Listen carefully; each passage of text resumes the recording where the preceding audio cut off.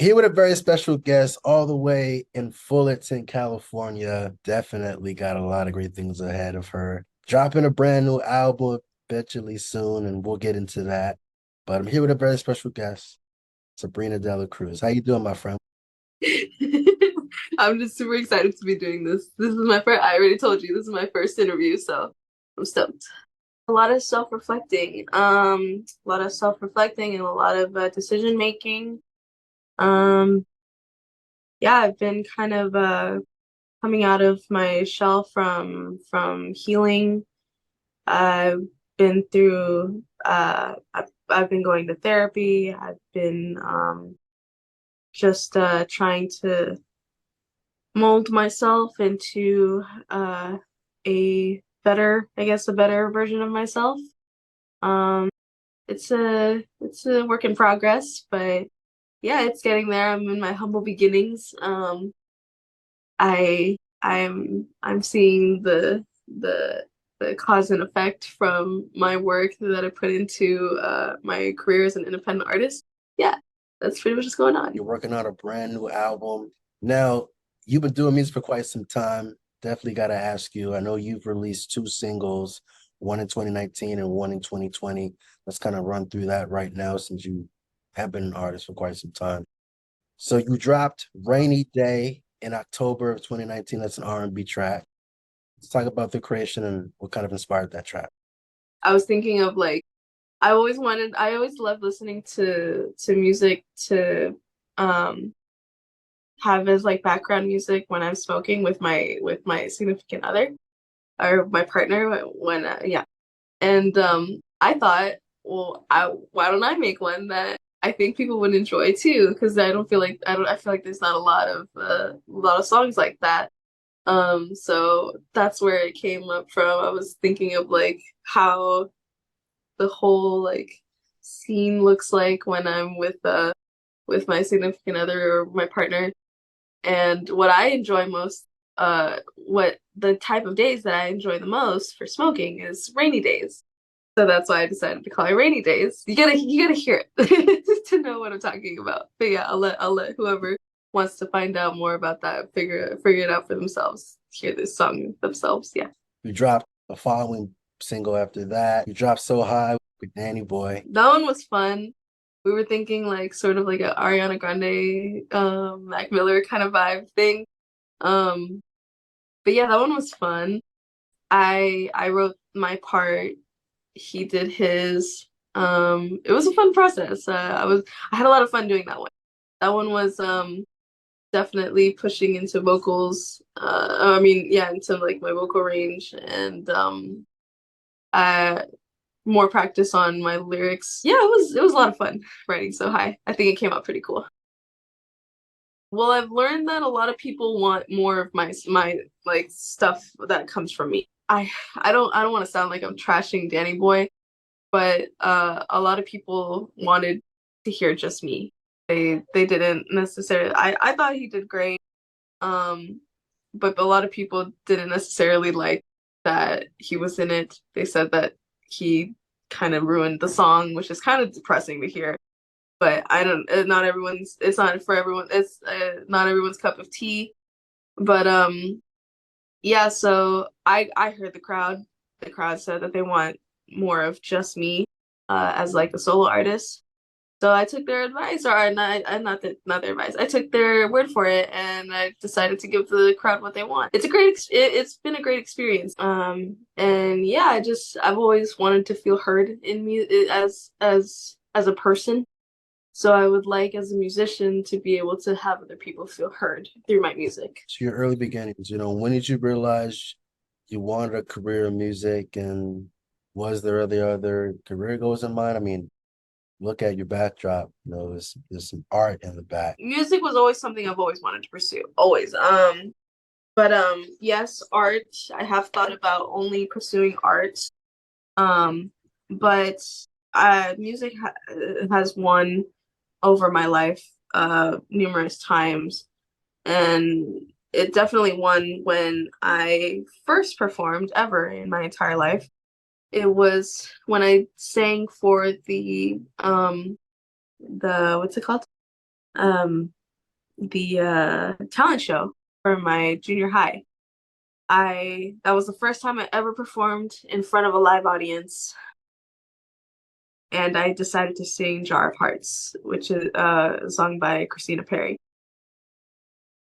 And yeah, that was definitely one of the like breaking point, or like one of the apex moments I've gone through in my life, because uh everyone loved it. I had such a great, astounding response. Like everyone got up. I had a standing ovation. People after the show were coming up to me crying, saying that you have to do this. Like you sang like as if I was you were singing for me. Um, uh, you have to do this for a living. Like this is what you need to do. People need to hear your voice. And yeah, it was very encouraging. And the principal, he was like, I still remember he was like, "Oh, don't tell anybody, but you were my favorite." So that was definitely a proud moment in my life and my music career, I guess, to be able to say that I got a standing ovation in my junior high's talent show. But yeah, ever since then, I've just strived to perform live in front of people, in front of an audience as much as possible, and get out of my comfort zone of, or not my comfort zone, but get out of like that stage fright feeling that I used to have. And yeah, I've developed as an artist over time. I feel more confident in myself and in singing, and I've definitely pushed towards my highest goal, which is to be able to sing better live than on the track. You mentioned about a memorable moment in your career. You mentioned about just the experience of doing music and whatnot. As far as what you enjoy about music, So what do I enjoy about music the most? Oh God, it's therapy. It's it's for everybody. There's something for everybody. I have yet to meet somebody that says, "Oh, I don't like music." It's just I'm sure maybe there's somebody out there, there's probably a handful of people out there that don't like music, but it's just a rare occasion where you ever find someone that says, "Oh, I just don't like music." It's a drug. It speaks to the soul. It's healing. It's intoxicating. It's a necessity, is an essential for most people, I would say. Yeah, and for me, it has definitely been a coping mechanism throughout my entire life. When I would keep to myself and be my introverted self that I am, I would lean to music and you know, just sing my heart out as much as I can, because sometimes that would be the only pain reliever. But yeah, music is definitely important, would be a understatement. you mentioned about a little bit earlier about therapy and how you've been working on yourself and just doing you and whatnot. Kind of touched on music and whatnot. You probably would say music is therapy and it's probably helped you in a lot of ways, especially with what therapy has helped and whatnot, right? Yeah. So in your career, I gotta ask you, if there was an artist or anybody that's inspired you in music, I mean, who would it be? Just one? I can name a whole bunch of different ones for different reasons, but let me see. I'll just name like as many as I can, but let's see. Whitney Houston, Mariah Carey, Ariana Grande, her, Sabrina Claudio, Khalid, Billie Eilish, let's see who else. Logic, Slim Shady, Eminem, Black, or Six Flag, how some people like to call him. There's a few other artists but those are the ones. Oh, J. Cole. Yeah, those would probably have to be like top artists that I'd mention. Oh, Mac Miller, yes. But yeah, so the though those artists they inspire me from different reasons. Some for vocals, some for lyrics. So let me see.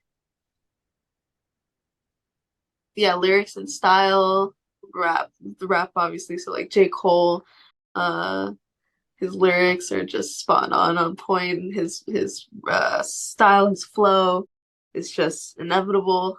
Um, so is Slim Shady. Slim Shady, I used to listen to him when I was little. My dad would just bump on what's it called, Lose Yourself, and I would lose myself.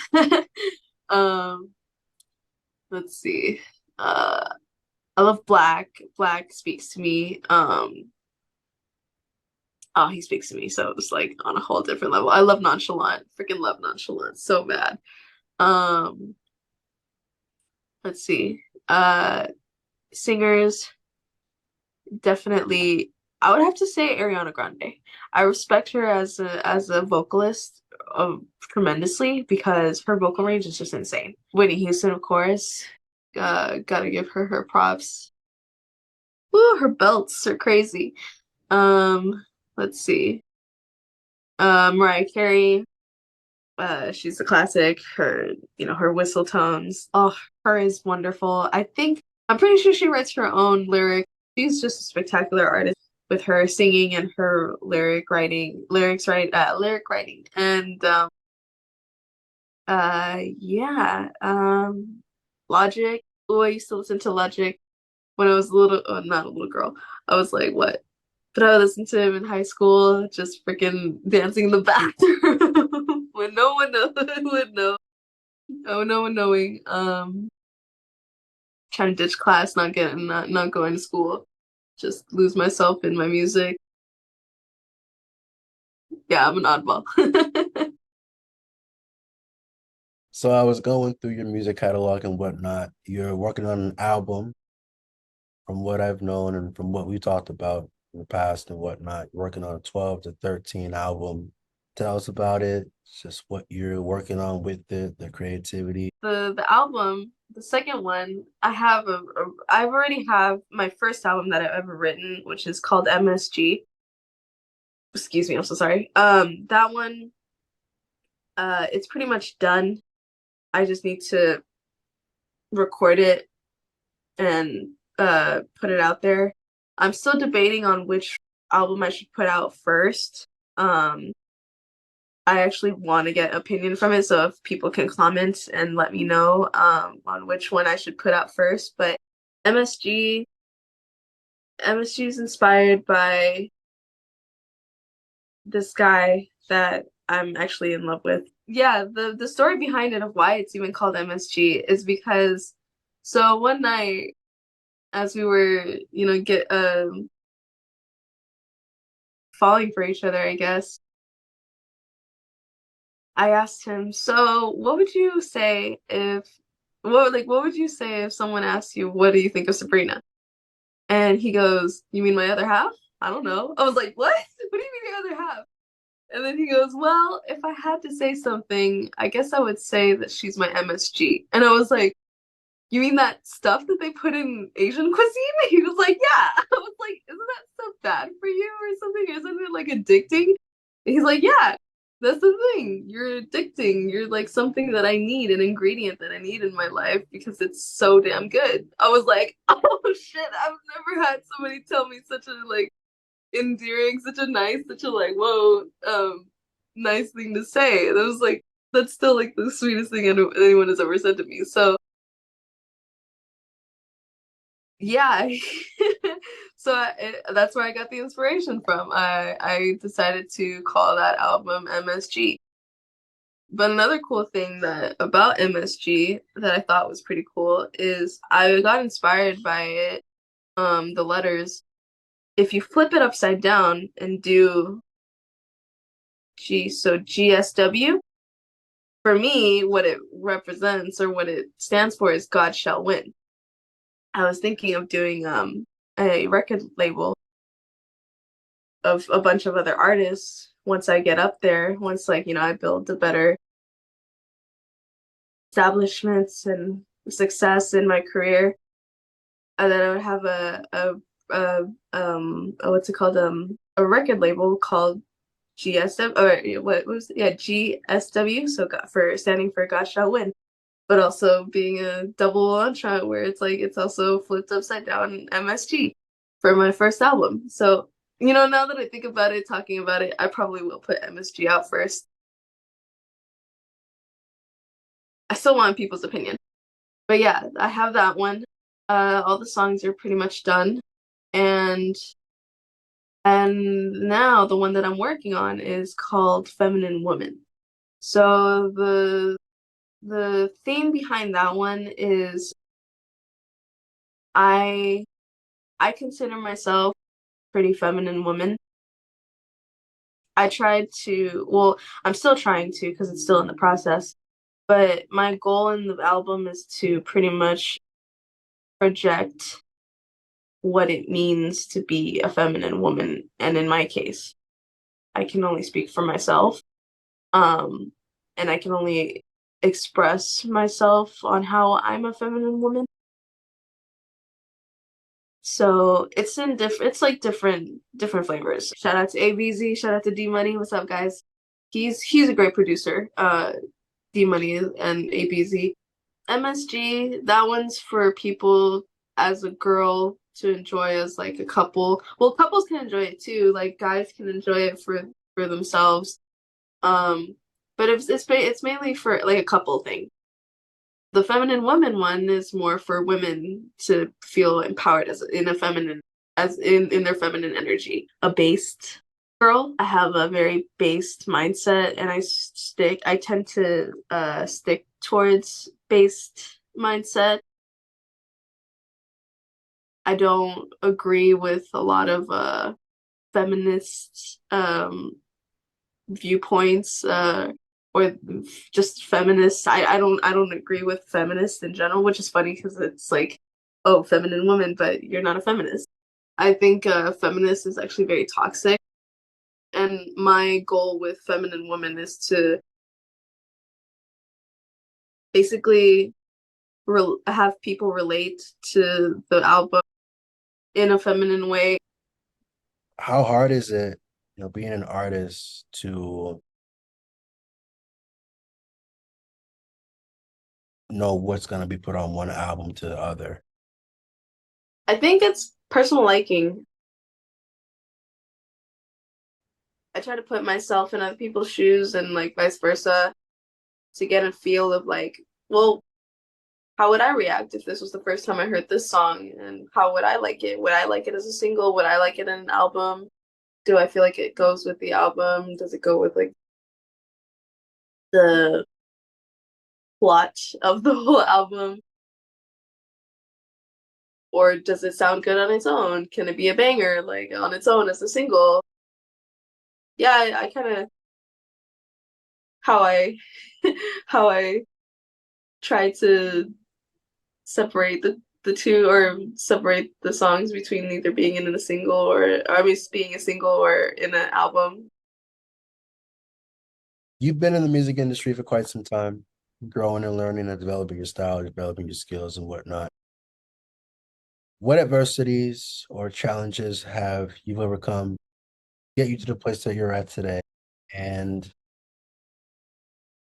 what do you wish you would have known when you first started out in your career? One thing that I would wish that I told myself in my when my music career was pretty much starting off, what I would have told myself is that there are others out there that are just as good as you.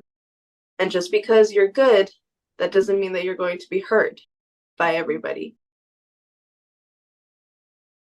That doesn't mean you're going to be everybody's cup of tea. Yeah, I I want to say that, but at the same time, I do see that people do like me. It's just I do want to say that people like me more than they don't. There's more people that do like me rather than people that don't like me. I do. I just before back then when I was younger, I did feel more egotistical, I guess if you want to put it that way. I was more in my ego because growing up, I was always told when I would show my talents, everyone would always tell me like, "Wow, you're so talented. You sing like so well. You sing like the legends out here. Like you, I could see you being really big. You're gonna be famous one day." And then with lyrics too, like, "Wow, you write so well," and this and that. But I think that's also my fault because I've been stepping off a lot. I haven't been persistent on my music. I was taking care of my mental health and like my personal issues with home and like trying to sort everything out. But I'm definitely, I would say today, I'm definitely in a better place where I understand where I'm at in life, where I want to be, what I want to do. And I sorted a lot out of like, I sorted out a lot of my past trauma. I found out that I have PTSD that I deal with. There's just so much I've gone through. So earlier you mentioned about art, you mentioned about music. If your career wasn't in music, what do you think your career would have been? And I know you mentioned earlier that you're from Fullerton College or Fullerton, California. I know there's a school called Fullerton College, but I know you're from Fullerton, California. What's it like? More than likely art. Be painting, I would be drawing, I would, you know, I was gifted with many talents. I'm a very artsy, artistic person. I can literally do anything in the art. And not just painting. I'm talking about poetry, I'm talking about dancing, I'm talking about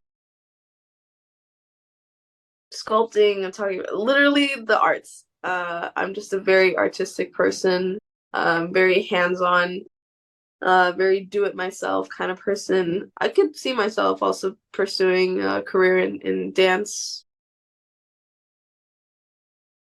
Definitely enjoy dancing a lot. That's another form of therapy for me. Putting some music on and just busting down. But I love drawing. Oh God, I think there was a point in my life where I loved drawing more than singing. Both about the same. It's just I do enjoy drawing too. I like doing the same thing that I do with music, with art. I like trying to project the emotion, try to I want my art to speak to you. I used to do ceramics as a child, and Oh uh, yeah? yeah, I used to do ceramics as a child, and pretty much last time I did ceramics was in high school. So yeah, I grew up on arts and crafts too. Cool. For Mhm. sure. I gotta see it. Where is it? Which is ceramics? Um, actually, no, the places that I'm thinking about aren't technically in Fullerton, they're in Anaheim. But a little bit about myself. Yeah, I'm very Fullerton. Very like if I could, I'd have a shirt that or I'd have a sweater that says from Fullerton. I was I was I was caged as a girl as a young, little me. My family was very overprotective. They never let me out of the house. I never was able allowed to go over to friends. I was never allowed to have friends over, and I was never allowed to go anywhere. So I was very enclosed, lived under a rock, and we were a poor family, so a lot of the times we didn't necessarily have access to internet. So I like my brother calls me an uncultured swine, which is very rightfully so because I just don't know a lot of things. There's a lot of things I'm not informed of, culture wise. I don't like to scroll through social media and waste my time. I like to make stuff. Again, I'm a musician, I'm an artist, so if I have a feeling or something comes up, I like to make something instead of waste my time and do other things. I mean, don't get me wrong, like I love wasting my time on video games. But I don't put that as a focus. I'm really trying to pursue my career as a musician. as an independent artist. Fullerton. Places that I love to, I mean, places that I love to, Night Owl. I want to go one day. People perform there. I want to, I'm gonna pursue trying to perform there. Favorite places to eat in Fullerton. I like Coffin Ramen a lot. Coffin Ramen is cool. Don't go there as often as I want to though, just because it is kind of expensive. But my favorite places to go, they aren't in Fullerton, but they are in the city next to Fullerton, which is Anaheim. I would recommend it to people. Definitely go. There's this Laos market, like Laos Thai market. That's a restaurant slash marketplace off of what is it? La Palma and well, it's definitely on La Palma, so you could find it probably just looking up Laos Market in Anaheim, La Palma. My order that I get every single time is sticky rice, latna, and I add my I'll add my 4 scoops of sugar and one scoop of chili powder. Obviously, a lot of music is, popular in the Bay Area, being influenced in California. What's the music scene like? What's the music scene like over here? I can't really. Actually, no. I guess I can say a bit. It's going. I was definitely influenced by Danny Boy. Shout out to Danny Boy. He's been in the music industry longer than I have, and just meeting people. And D Money. Shout out to D Money. D Money was actually the first one who got me into the music industry. He was the first person that really put all bets on me. He's the he's the one that I made my first rap song with, that I wrote. It's called Living My Life. I put it up, but I took it off because my overthinking ass got all crazy thinking that people would hate it because I used the N-word. Now I'm just like, whatever, fucking I used the N-word. It's no big whoop. And it's funny because I was the only one who was overthinking about it. Because everyone else that heard it, everyone else that I would play the song for, they'd be like, "No, what the fuck? I didn't even freaking notice that you even said the N word. Like, it doesn't even matter. You used it in contexts that you meant it in. Like, it's fine." And yeah, it was just terrible. I ended up overthinking about it, but I plan on I plan on releasing it again. It's just the thing with that song. I used a beat that got sold, so I can't use that beat anymore. But I'm gonna have ABZ make a new fresh beat that sounds somewhat similar to it, maybe even better. We'll see. The music scene, it's interesting. There's a lot of new artists out there that I want to see rise. I hope the best for everybody. Great thing I love about the internet is that anybody can be an independent artist and do what they love, which I think is great because it just gives more power to the music industry of and the independent artists to put their music out there, and it gives more options for people to listen to. It gives more good thing and a bad thing because it's the internet is so crowded, and with a bunch of artists you get so crowded too. But it's still I still think that the cons outweigh the pros because you're getting more diversity in music, hearing new artists. It's an interesting it's a pretty interesting dynamic to see from what I've seen. Yeah, I wanna I don't know.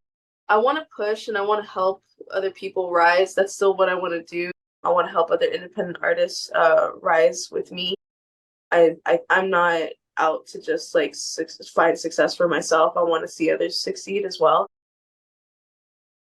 But I gotta, I don't know, the crowd, the audience, the crowd is just telling me to, the crowd is telling me stop procrastinating and just work on yourself and put stuff out there for yourself. So that's what I'm trying to do. I'm just trying to build as much as I possibly can and make as much as I possibly can, experiment as much as I can. But yeah, the music industry definitely has its dark, its dark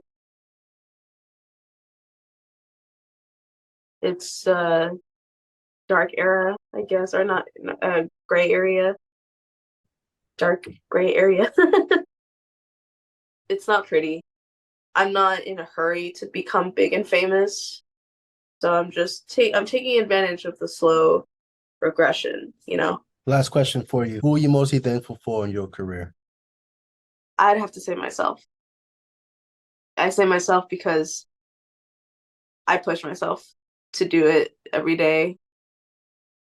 It's my drive. It comes from me. It's a desire that comes from me. All of it, you know, like the inspiration, the wanting to be inspirational, the I also see myself as a consumer, you know, like I want to make something that I want myself, and I would have nothing that I've made without myself. I don't want to sound vain, but you know, I do thank myself because it's me who wakes up in the morning and says I'm gonna write this album. It's me who went through whatever I went through, my trial and errors, just to put a song together and be able to relate to somebody and you know make something. I would say that I would say that's something valuable to that could be seen as something valuable for somebody else. Yeah, I'd probably have to say I'd have to give myself a pat on the back and thank myself. Wonderful, wonderful time interviewing you, my friend. I'm wishing you all the best in your career and looking forward to hearing your projects when you come out and wish you all the best. Thank you so much for having me. I appreciate it so much. It's been spectacular. I love it. It was great.